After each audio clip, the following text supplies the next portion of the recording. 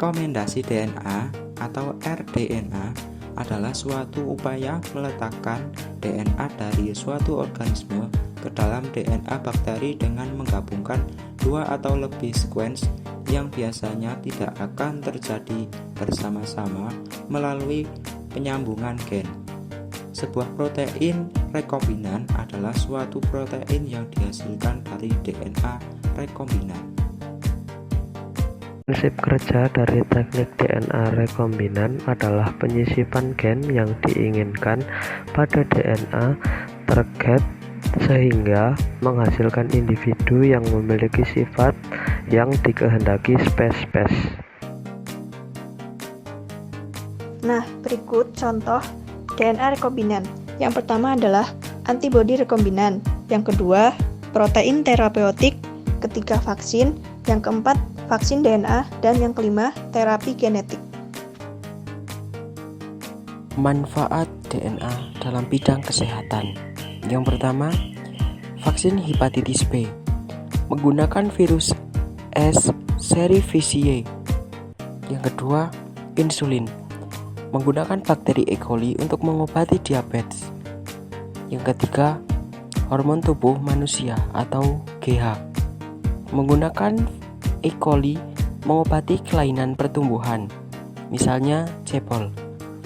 Yang keempat, terapi gen untuk penyakit mengganti gen yang rusak dengan yang normal, mengakibatkan penyakit keturunan genetik disorders dan penyakit kerusakan gen, misalnya kanker.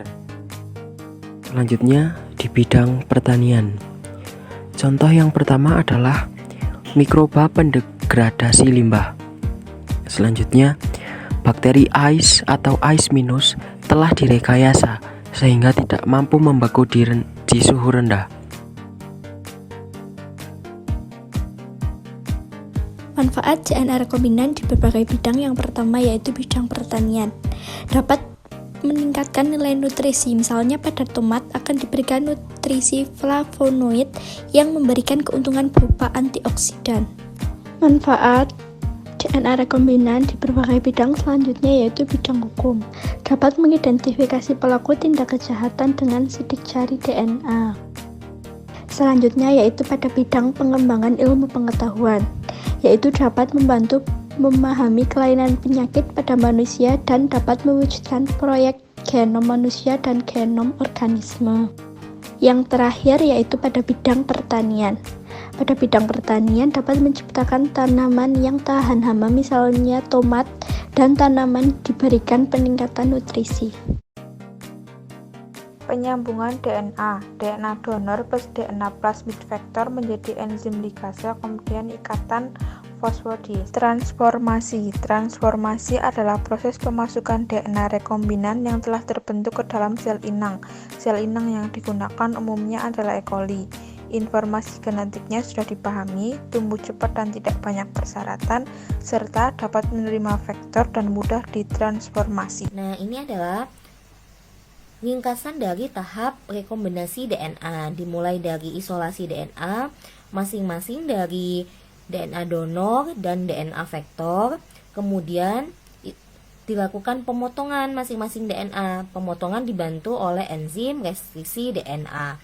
Nah, selanjutnya DNA yang sudah dipotong ini kemudian saling ditautkan, disambung dengan menggunakan enzim ligase, sehingga dihasilkanlah DNA rekombinan. DNA rekombinan yang dihasilkan selanjutnya dilakukan transformasi sel. Transformasi sel ke dalam bakteri tertentu, misalnya adalah Escherichia coli.